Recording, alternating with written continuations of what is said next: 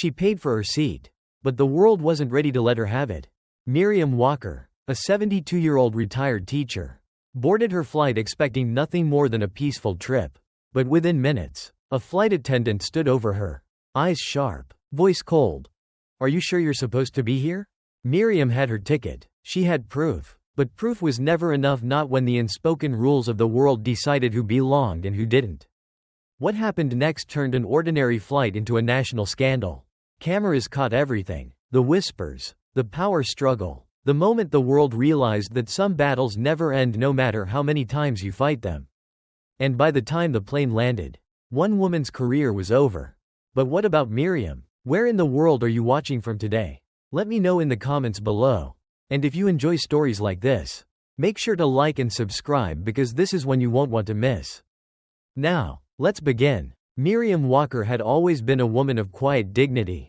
She did not raise her voice unless it was in a classroom, guiding young minds through history's winding roads. She did not demand attention unless it was to advocate for a child who had been left behind. And she did not expect the world to hand her anything more than what she had earned. She had earned this flight. The Atlanta airport pulsed with life, voices overlapping in an endless hum. Rolling suitcases clicking against the polished floors. The distant crackle of flight announcements filling the vast terminal. Miriam moved through it with steady steps, her small suitcase trailing behind her like an old companion. She was not in a rush. At 72, she had learned that the world would move as it pleased, and she would not exhaust herself trying to match its pace. But there was something different about today. Perhaps it was the anticipation of seeing her granddaughter, Elise, after so many years apart. Or perhaps it was the weight of time settling into her bones, reminding her that life had begun to move faster than she could keep up with. Either way, she felt at the sense that this flight, this journey, was more than just another trip. At the check-in counter, a young woman with a polished smile scanned her ticket, nodding in approval. "You're all set, Ms. Walker," she said, her voice quick, efficient, polite. "First-class boarding will begin shortly. Enjoy your flight." First class. Miriam had never been a woman of indulgences. She had spent decades budgeting, saving, making sure her family had everything they needed. A first-class ticket was not something she had ever considered until now. She had told herself that at this stage in her life, she deserved to be comfortable. That was all. But still, there was something in the way the words felt when she said them. First class. She clutched the ticket a little tighter as she stepped toward the waiting area. The seats filled quickly with other passengers. Businessmen in sleek suits, eyes glued to their phones. A woman in designer heels tapping at her tablet. A younger couple whispering, their fingers intertwined. Miriam settled into a chair near the boarding gate, adjusting the strap of her purse on her shoulder. Her posture straight. She did not need to take up more space than necessary. She was used to folding herself neatly into the world's expectations. The first announcement crackled overhead. Passengers flying first class on Flight 237 to New York.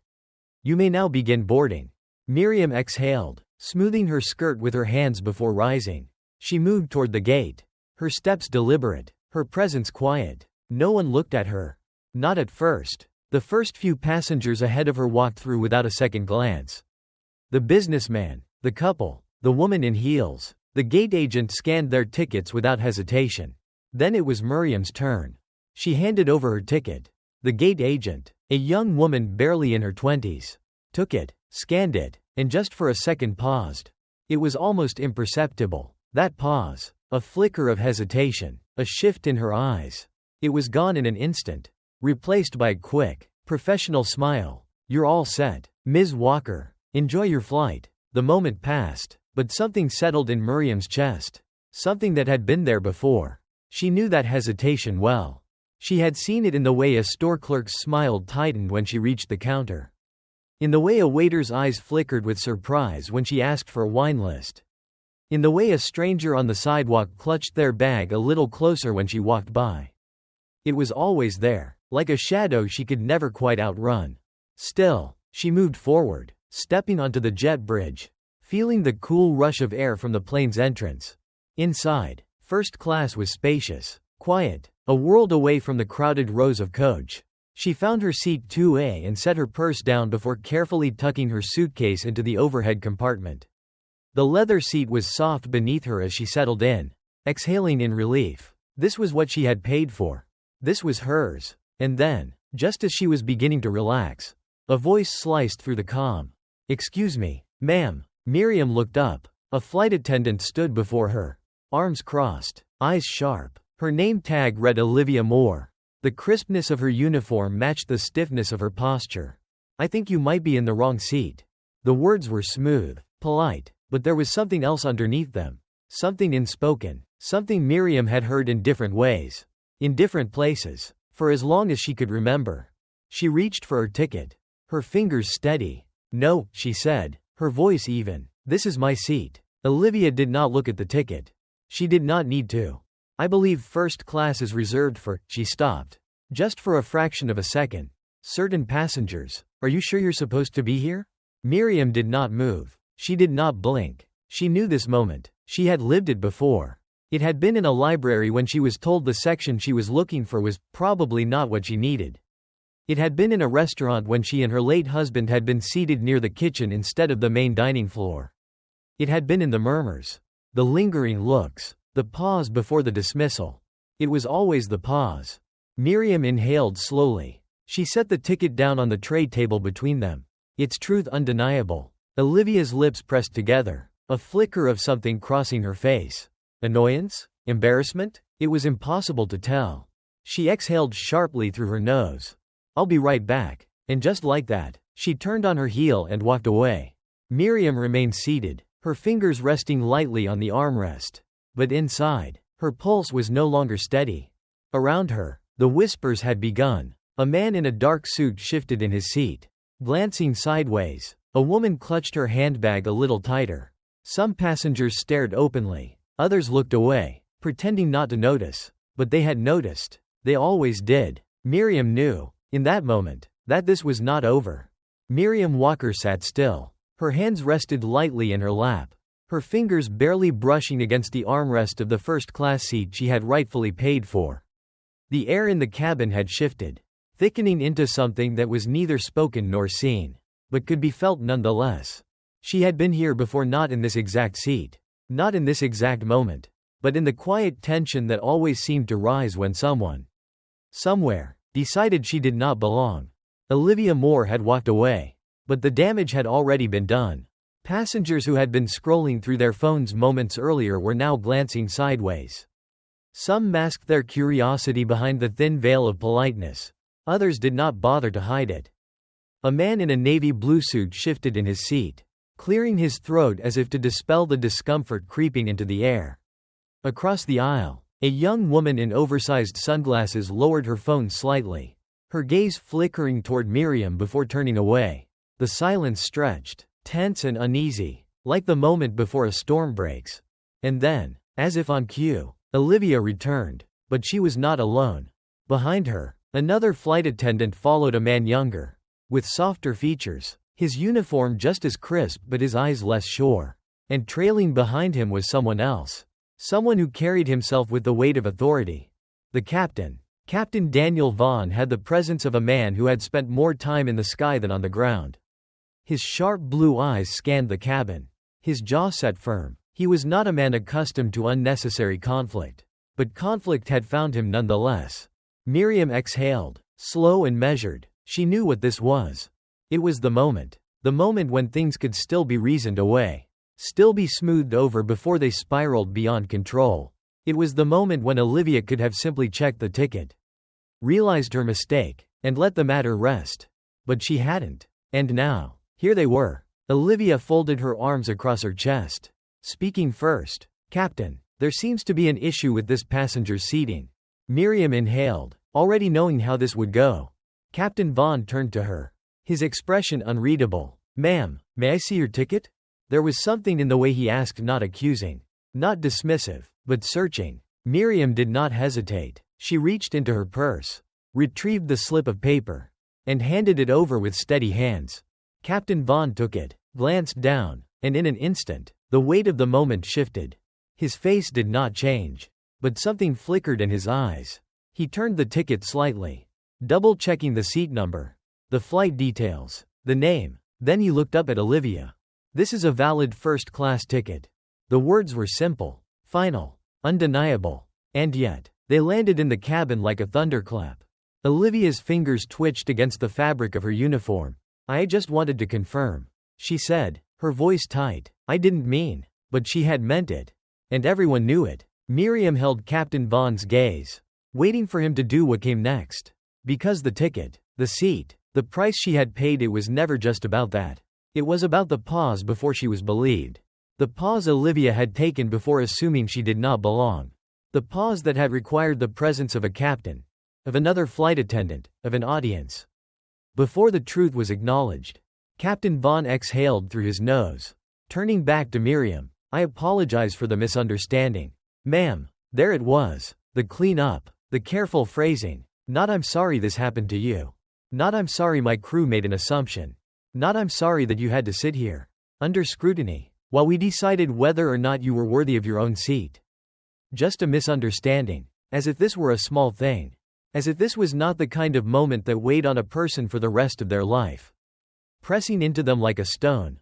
Heavy and immovable. Miriam's lips parted slightly, the air between them thick with unspoken words. But she did not argue. She did not protest. She only nodded once. A small, sharp movement. She was tired. Tired in a way that had nothing to do with age and everything to do with time, the endless repetition of moments like these. Stretching back years, decades, lifetimes. Captain Vaughn returned the ticket. Straightening. "Enjoy your flight, Ms. Walker." He turned to Olivia, his voice quieter, clipped. "Return to your duties." The reprimand was there, wrapped in the careful tightness of his tone. But Olivia did not meet his eyes. Instead, she turned on her heel, her movements stiff, and walked away. The young flight attendant, the one who had stood silently by, hesitated for a beat before offering Miriam a small, tentative nod. Then he, too, disappeared. And just like that, it was over. Or at least, it should have been. Miriam felt the weight of eyes still on her, the remnants of the moment lingering in the air like the final notes of an unresolved song. She did not let it show. She folded the ticket neatly, tucking it back into her purse, and placed her hands once again in her lap. From the corner of her eye, she saw the woman in sunglasses raise her phone slightly. The soft click of a camera shutter was almost inaudible, lost beneath the hum of the plane.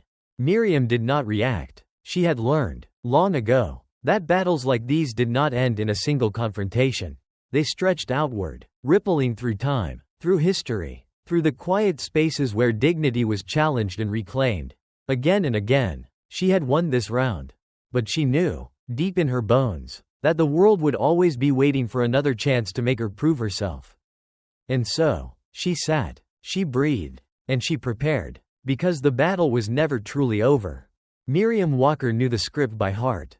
She had lived it, time and time again, in department stores, in restaurants, in waiting rooms where someone always assumed she was sitting in the wrong seat, standing in the wrong place, existing where she should not be.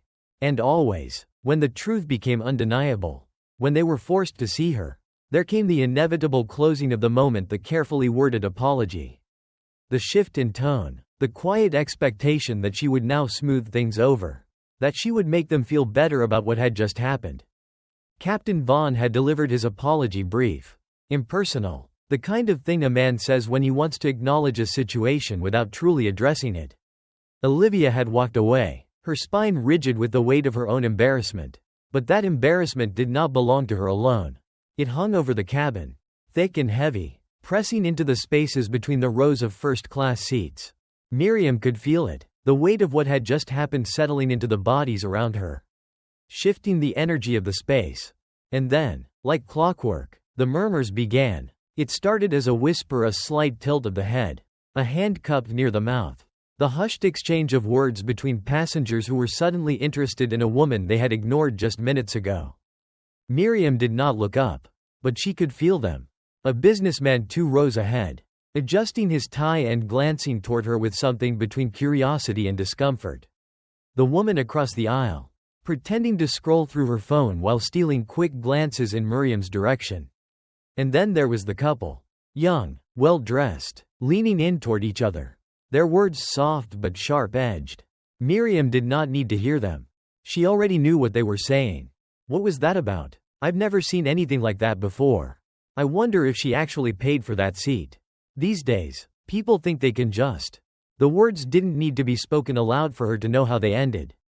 She had spent a lifetime listening to conversations that were never meant for her ears, absorbing the weight of assumptions that had been crafted long before she ever entered a room.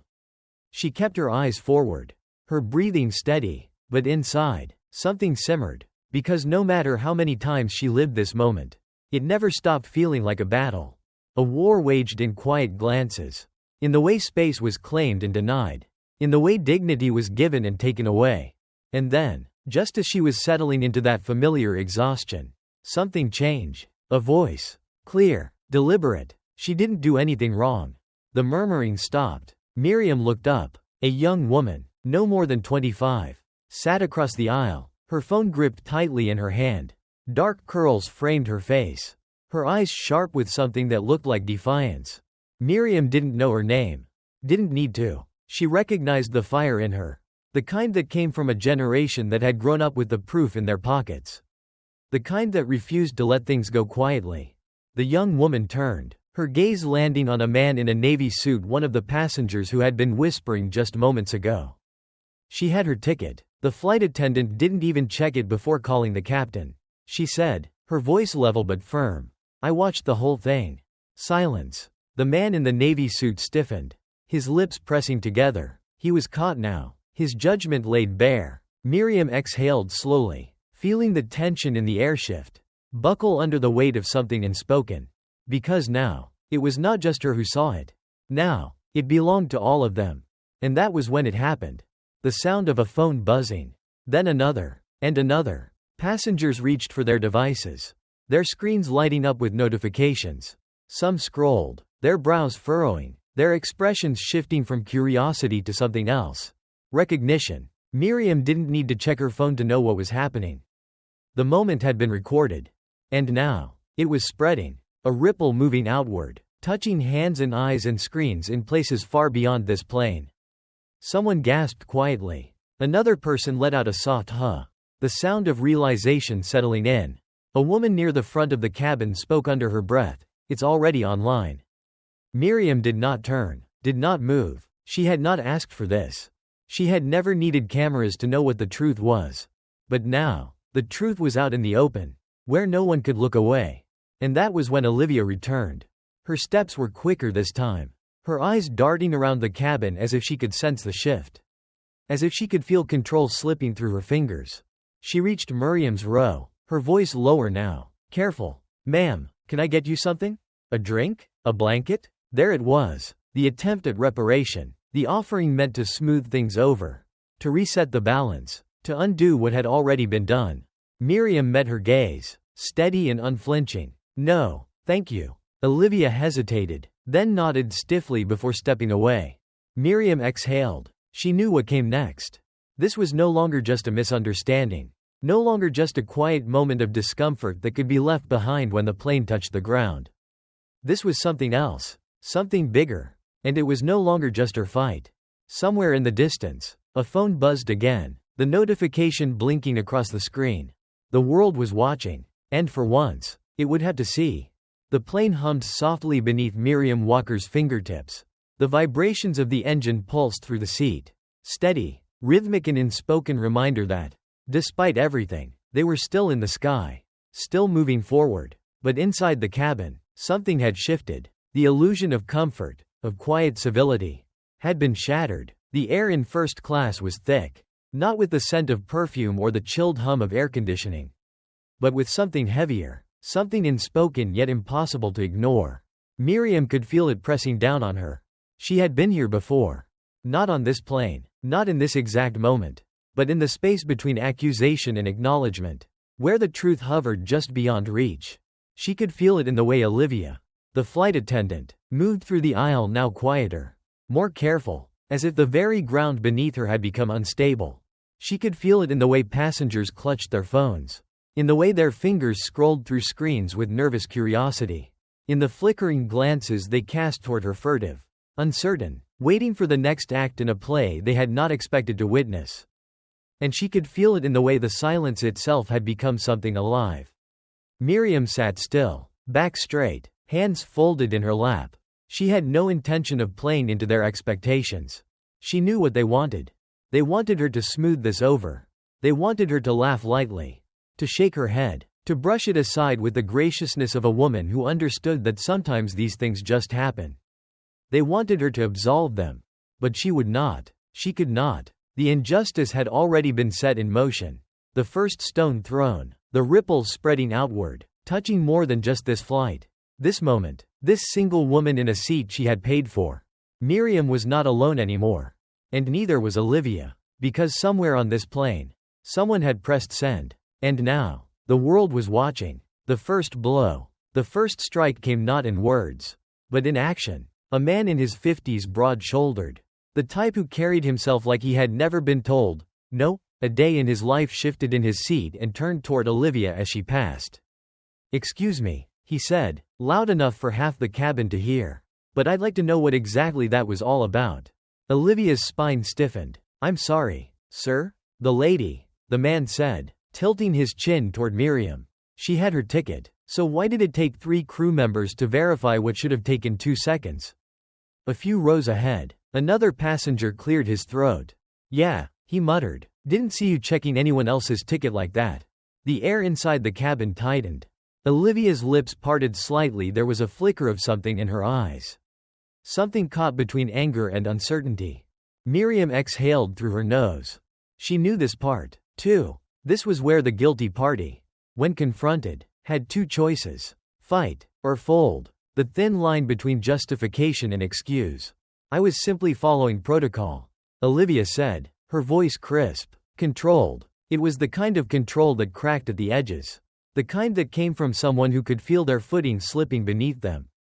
"First-class seating requires verification," she continued, glancing around now, as if hoping for someone, anyone, to nod in agreement. "It's standard procedure to ensure passengers are seated correctly." A sharp, humorless laugh broke through the cabin. It was the young woman from earlier. The one who had spoken up when no one else did. "You didn't even check her ticket," she said, shaking her head. "You just assumed." The businessman, the one who had started this line of questioning, leaned back in his seat and crossed his arms. "Look, lady," he said to Olivia, "I've been flying first class for years. You know how many times I've been asked to prove I belong here? Never." Silence. The kind that suffocates. The kind that forces the truth to stand naked in the middle of the room. No longer hidden beneath polite words and professional smiles. Olivia swallowed hard. She opened her mouth, then closed it again. Miriam could see the calculation in her eyes. The frantic search for an exit. She had played the game exactly as it had been laid out for her. She had enforced the rules that had never been written but had always been understood. And now, for the first time, she was being asked to explain them. The unraveling. Somewhere toward the front of the cabin, a phone chimed, then another, and another. Someone whispered, "Oh, damn." Then another voice, hushed but urgent. "This is everywhere." Olivia turned slightly, her face pale now, her lips pressed together in a thin line. Miriam said nothing. She did not need to. Because this was no longer just about her. This was about the woman 2 rows back who had sat up straighter. Eyes flickering between Olivia and Miriam as if remembering something from her own life.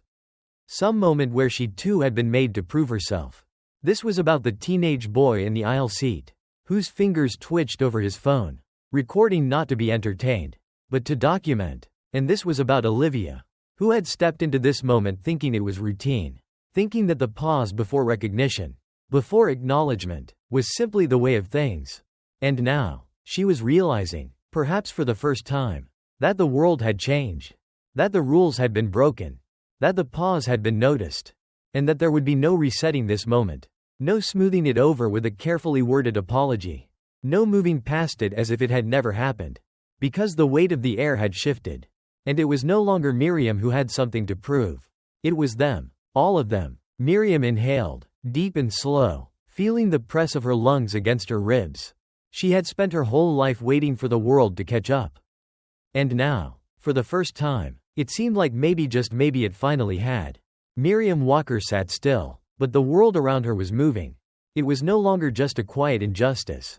An unspoken slight meant to be swallowed whole and buried deep beneath the polite fabric of everyday life. No, this was something else now. It had taken flight. It had left the confines of the cabin and burst into the world beyond. Carried by the flicker of screens and the unrelenting power of truth exposed. Passengers were murmuring, glancing at their phones, at each other, at the flight attendant who now stood as if she were bracing against a storm she had never expected. And Olivia Moore, for all her crisp professionalism, for all the years she had spent controlling the order of this cabin, now looked as if she had been caught in a place she did not recognize. Miriam had seen that look before. She had seen it in the wide eyes of men and women who had believed, up until the moment they were proven wrong, that the world they operated in would always function according to their rules. But rules were only rules until someone decided they were no longer acceptable. And today, in this moment, the rules were changing. The ripple effect. Somewhere near the front of the cabin, a man cleared his throat. So, what happens now? His voice was sharp, expectant, and just like that, the question hung in the air, waiting for an answer that no one was prepared to give. Olivia's hands twitched at her sides, her face tight with the effort of holding herself together. "I need to check with the captain," she murmured, almost to herself. It was a weak escape. And she knew it. She turned on her heel too quickly, her composure cracking, and strode toward the galley. Her movements clipped, her presence diminishing with every step. And just like that, the moment belonged to the passengers. The murmurs grew louder. People were talking now, openly, freely, the tension of silence breaking apart as truth demanded to be spoken. "This is ridiculous," someone muttered. "She should be apologizing, not running off. You saw how she looked at her, right? Didn't even check her ticket before calling the captain." Miriam exhaled slowly, staring out at the stretch of sky beyond the small window beside her seat. It was endless, vast, untouched. She had spent her entire life watching the world struggle against itself, against the weight of its own history. And now, here it was again, another moment in an endless line of moments. Another battle in a war that had never truly ended. But this one felt different. This time, people were paying attention. A reckoning begins. A new voice cut through the murmurs, strong, deliberate, unwilling to be ignored. "You good, ma'am?" Miriam turned. The young woman from earlier, sharp-eyed, relentless, was watching her, her phone still resting in her hand. Miriam studied her for a beat before nodding. A small but certain gesture. "I'm fine," she said, her voice even. The young woman nodded back but didn't look convinced. "Yeah," she said, glancing around the cabin. "Well, they're not." Miriam followed her gaze. Passengers were restless now, shifting in their seats, looking toward the galley where Olivia had disappeared. It was the kind of unrest that couldn't be contained. The kind that grew louder the longer it was ignored. And then, as if summoned by the weight of it all, the overhead speakers crackled to life. "Ladies and gentlemen, this is Captain Vaughn." The murmuring stilled. Miriam could almost hear the way people held their breath, waiting. "We are aware of the situation that occurred earlier in the flight, and we want to assure all passengers that it is being addressed appropriately." A pause. The kind that made it clear he was choosing his words carefully.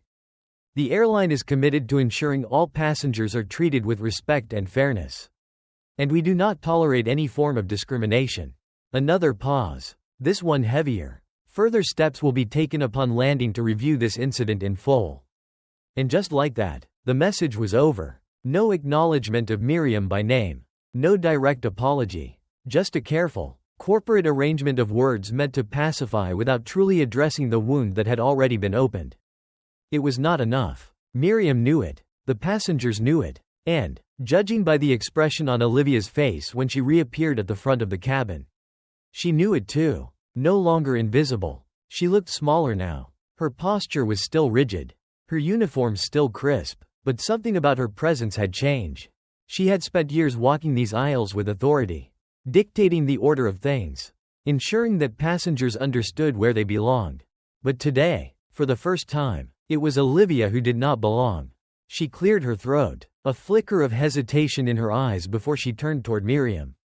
"Ms. Walker," she began, her voice softer now, stripped of its edge. Miriam looked up. "I just wanted to say," Olivia faltered, glanced around at the passengers still watching, their gazes unrelenting. She took a breath and tried again. I'm sorry. The words were small. They did not carry the weight of what had happened.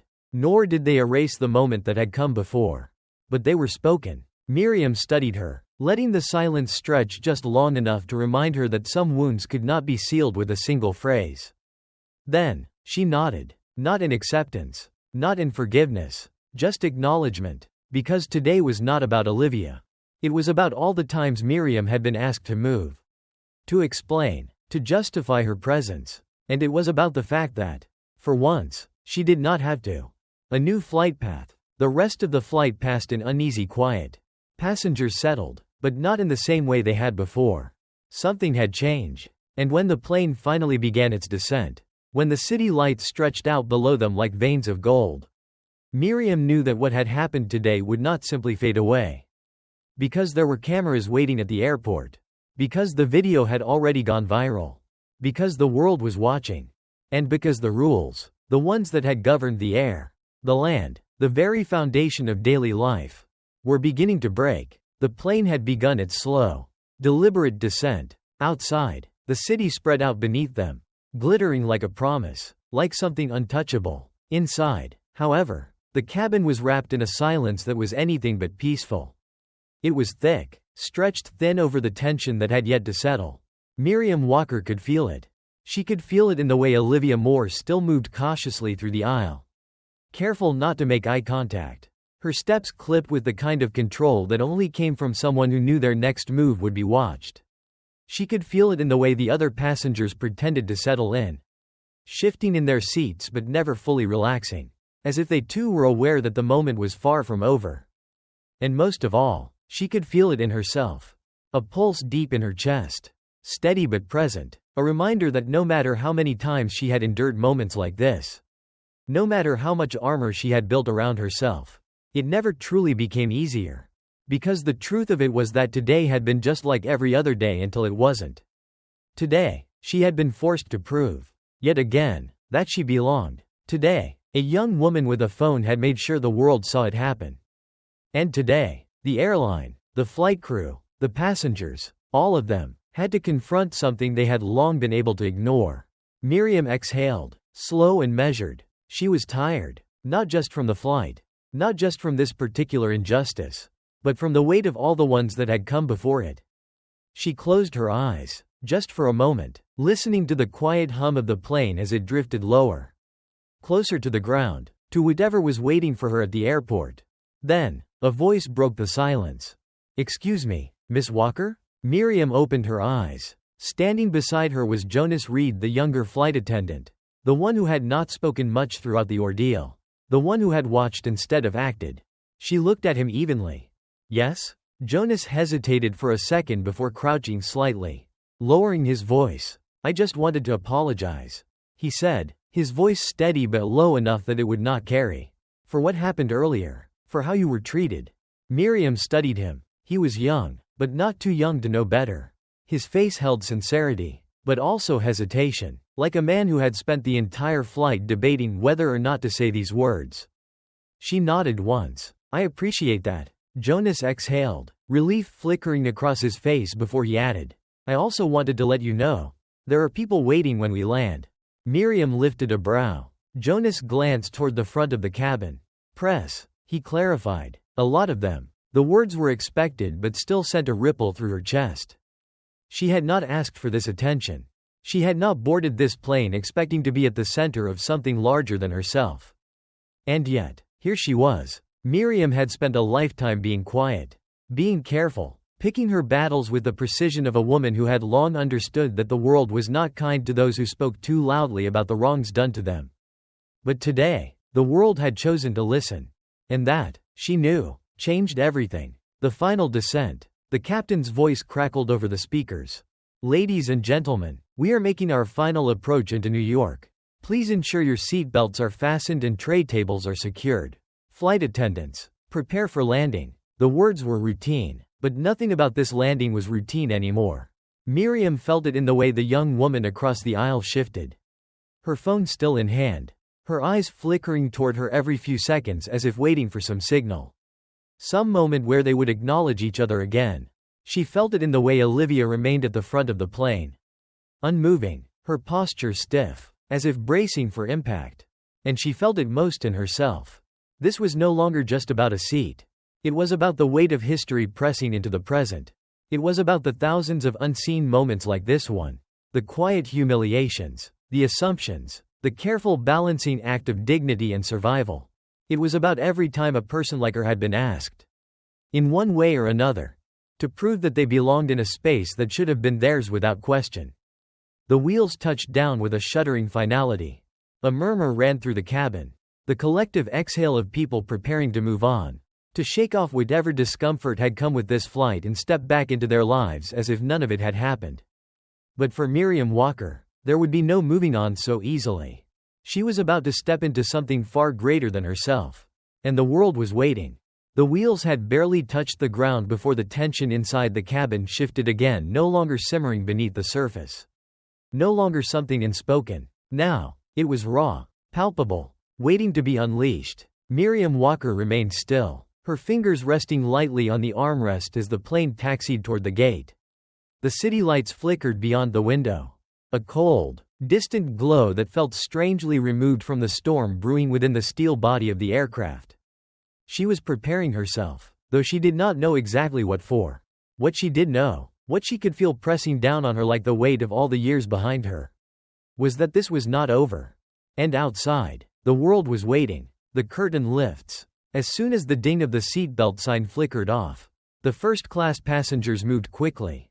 The rustle of expensive fabrics and the quiet urgency of those eager to escape an uncomfortable situation filling the air. But this was not just any landing. People had their phones out, scrolling, refreshing, whispering, and then, from the front of the plane, a sharp intake of breath. "Oh my God," a woman murmured. Miriam did not turn. She did not need to see the screen to know what was happening. The video, the one that had captured her being questioned, being made to prove her existence, being made small, had grown beyond this plane, beyond the cabin, beyond even the moment itself. It had become something else. A reckoning. A shift in the air. Olivia Moore stood near the front of the aircraft, her hands gripping the back of a seat, her face pale. She had checked her phone. She had seen it. Miriam watched as the younger flight attendant Jonas Reed approached her, speaking in hushed tones, his brow furrowed, and then Olivia shook her head, stiffly, as if rejecting what she had just read, as if trying, even now, to will herself back into the space she had occupied before this moment unraveled, back when she had the authority. Back when her presence commanded obedience, not scrutiny. But that time was gone. Jonas took a step back, rubbing his jaw. He was watching her now, not as a colleague, not as someone to defer to, but as a woman who had made a decision, and now had to live with it. He did not look sorry for her. And neither did the passengers. Because now they knew. Now they had seen. Now they could not unsee. The walk of reckoning. The captain's voice broke through the intercom. "Ladies and gentlemen, welcome to New York. Please remain seated until we reach the gate." But no one was thinking about the gate anymore. They were thinking about the terminal. They were thinking about the journalists who were waiting. They were thinking about the security team that would likely be standing just beyond the doors. Not for Miriam, but for Olivia. Miriam felt the shift in power before she even rose from her seat. This was not how it was supposed to go. Women like Olivia did not expect to answer for moments like this. The world was designed to protect them, to give them the benefit of the doubt, to offer them a way out before they ever had to face the weight of what they had done. But the world had changed. And now, there were cameras. Now, there was proof. The final glance. As the first-class cabin began emptying, Miriam stood slowly, adjusting her purse on her shoulder, smoothing out the fabric of her skirt.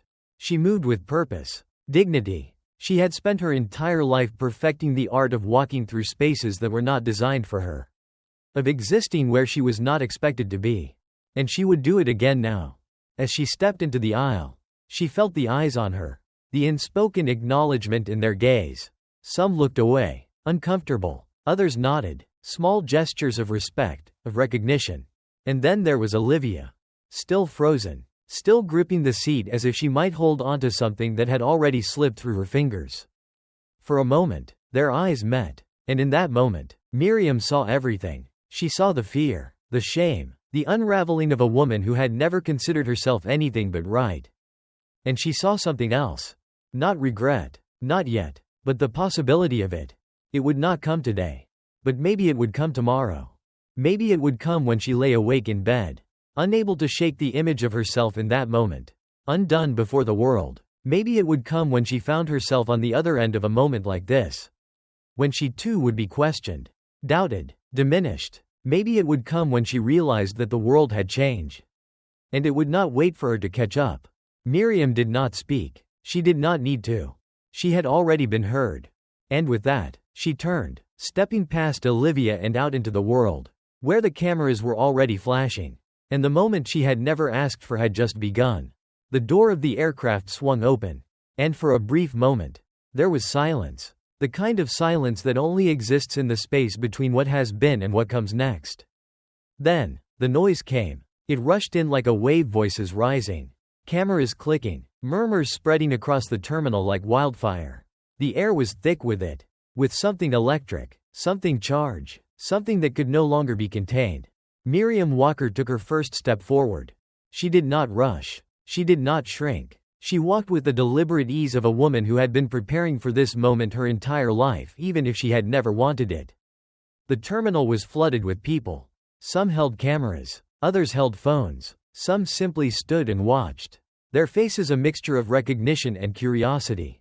She could hear snippets of conversations as she moved, words floating in the air like ghosts of something larger than this single moment.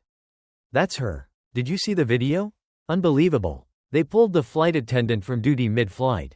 The airline's already issued a statement, damage control. This is why things need to change.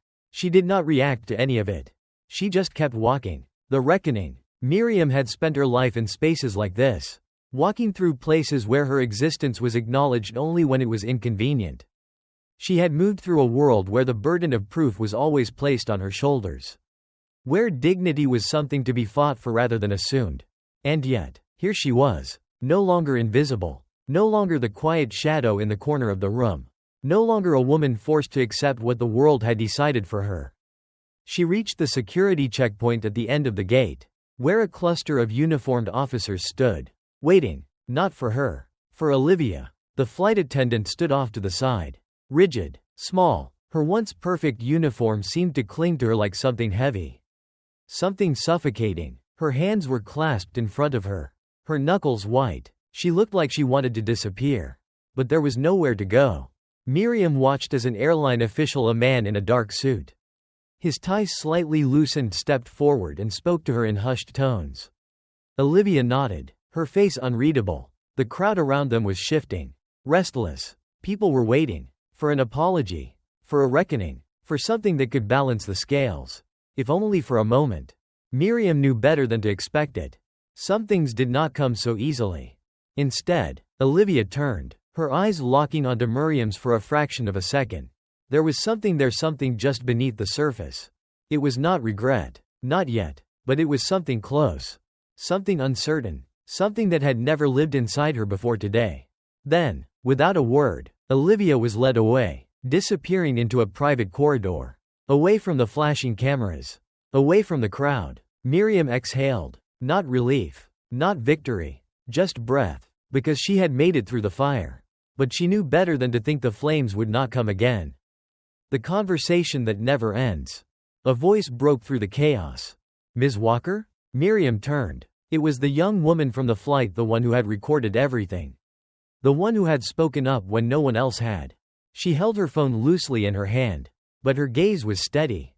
I just wanted to say. She hesitated, searching for the right words. I'm sorry you had to go through that. Miriam studied her for a moment.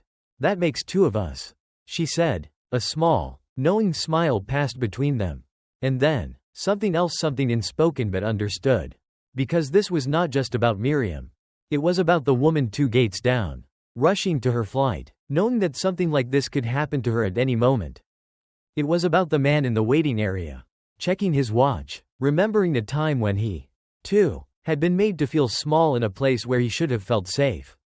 It was about the past, the present, and the spaces in between. This conversation, this moment, it was only one of many. It had happened before, and it would happen again. The only difference now was that, for once, the world had been forced to see it. And that, Miriam thought, was a start. She adjusted her purse, squared her shoulders, and continued walking, not away from the moment, but through it, because she was not finished yet.